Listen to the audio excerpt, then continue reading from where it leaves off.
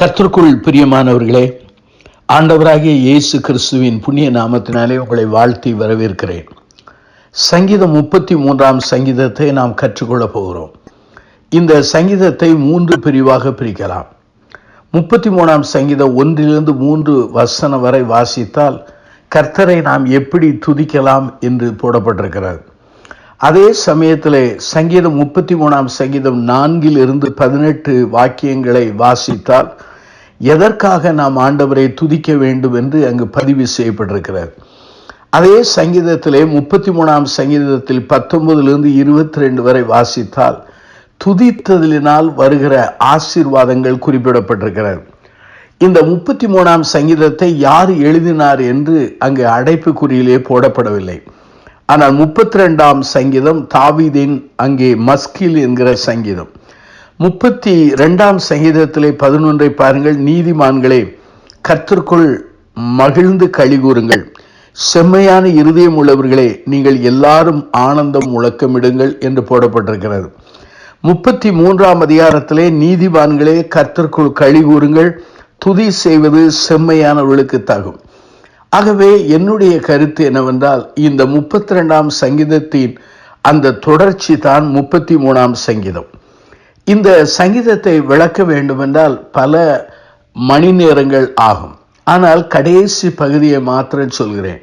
முதல் பகுதி எப்படி துதிப்பது, இரண்டாவது எதற்காக துதிப்பது, மூன்றாவது துதித்தனால் வருகிற ஆசீர்வாதங்கள் என்ன. அங்கே 33ஆம் சங்கீதம் 19 22 வாக்கியங்களை கவனமாய் வாசித்து பாருங்கள். 20வது வாக்கியம் சொல்கிறது, நம்முடைய ஆத்துமா கர்த்தருக்கு காத்திருக்கிறது, அவரே நமக்கு துணையும் நமக்கு கேடகமானவர். நீங்களும் நானும் ஆண்டவரை மெய்யாகவே துதிப்போமானால், அவரை கனம் பண்ணுவோமானால், அவரை தோத்திரிப்போமானால், அவர் நமக்கு கொடுக்கிற முதல் ஆசீர்வாதம் என்ன? பாதுகாப்பை தருகிறார். அவர் நமக்கு துணையாய் இருக்கிறார், அவர் நமக்கு கேடகமாய் இருக்கிறார். ஆண்டவர் நமக்கு துணையும் கேடகமாய் இருப்பார். ஆனால் யார் நமக்கு விரோதியாக எழும்பக்கூடும்? ஆண்டவருக்கு மிஞ்சின வல்லமை உள்ளவர்கள் இந்த உலகத்திலே யாரும் கிடையாது. ஆகவேதான் ஆண்டவரை உள்ளத்தின் ஆழத்திலிருந்து துதித்து பாருங்கள். ஆண்டவர் உங்களுக்கும் உங்கள் குடும்பத்திற்கும் பாதுகாப்பை தருவார். இரண்டாவதாக சங்கீதம் 33ஆம் சங்கீதம் 21 பாருங்கள். அவருடைய பரிசுத்த நாமத்தை நாம் நம்பியிருக்கிறபடியால் நம்முடைய இருதயம் அவருக்குள் களிகூரும். நாம் துதிப்பதினாலே என்ன கிடைக்கிறது என்றால், நமக்குள்ளே களிகூறுகிற மகிழ்ச்சி ஏற்படுகிறது. துதியினாலே நம்முடைய வாழ்க்கையிலே விடுதலை வருகிறது.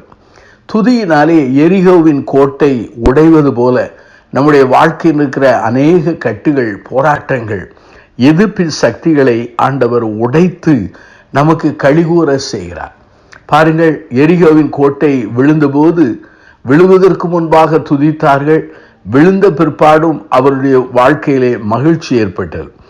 ஆகவே தான் அருமையானவர்களே, ஆண்டவரை துதித்தால் பாதுகாப்பு, ஆண்டவரை துதித்தால் களிகூறுகிற நிலை வரும். மூன்றாவது, துதித்த நாள் வருகிற ஆசீர்வாதங்கள் என்ன? 33ஆம் சங்கீதம் 22 பாருங்கள். கர்த்தாவே, நாங்கள் உம்மை நம்பியிருக்கிறபடியே உமது கிருபை எங்கள் மேல் இருப்பதாக. துதிப்பதினாலே கிருபை நம்மேல் அங்கு பொழியப்பட வாய்ப்பு இருக்கிறது.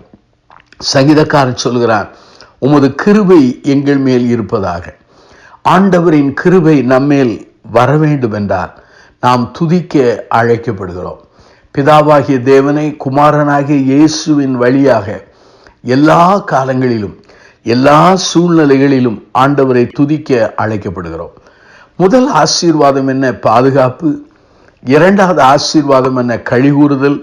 மூன்றாவது ஆசீர்வாதம் என்ன? கிருபை கிடைக்கிறது. துதியின் மத்தியிலே வாசம் பண்ணுகிற ஆண்டவர் நம்முடைய துதியை கேட்டு கிருபையின் மேல் கிருபை தருகிறார். ஆண்டவருடைய கண்களில் கிருபை கிடைத்தால் போதும். உலகிலே நம்முடைய வாழ்க்கையிலே மேன்மை உண்டு, உயர்த்தப்பட வழி உண்டு. நம்முடைய பூட்டி இருக்கிற கதவுகளெல்லாம் திறந்து வெற்றியை பெறுவதற்கு வாய்ப்புகள் உண்டு. ஆகவே அருமையானவர்களே, கர்த்தரை துதியுங்கள், கர்த்தருடைய நாமத்தை துதியுங்கள், கர்த்தருடைய வசனத்தை வைத்து துதியுங்கள், கர்த்தருடைய செயல்களை அடிப்படையாய் வைத்து துதியுங்கள். ஆண்டவர் உங்களை ஆசீர்வதிப்பாராக. கண்களை மூடி நாம் பிரார்த்தனை செய்வோம். அன்பின் ஆண்டவரே, இந்த நல்ல நாளுக்காக நாங்கள் நன்றி சொல்கிறோம். அநேக சமயங்களிலே நாங்கள் துதிக்க மறந்திருக்கிறோம். ஆனால் சங்கீதம் 33ஆம் சங்கீதத்தின் அடிப்படையிலே எப்படி துதிக்க வேண்டும், எதற்காக துதிக்க வேண்டும், துதித்தினால் வருகிற ஆசீர்வாதங்களை நாங்கள் கற்றுக்கொள்ள உதவி செய்தேன். இந்த செய்தியை கேட்ட மக்கள் ஆண்டவரை துதிக்க அவர்களுக்கு பலன் தாரும். எல்லாவற்றையும் எங்கள் ஆண்டவரும் இரட்சகருமான இயேசுவின் நாமத்தில் ஜெபிக்கிறோம் ஜீவனுள்ள பிதாவே, ஆமென்.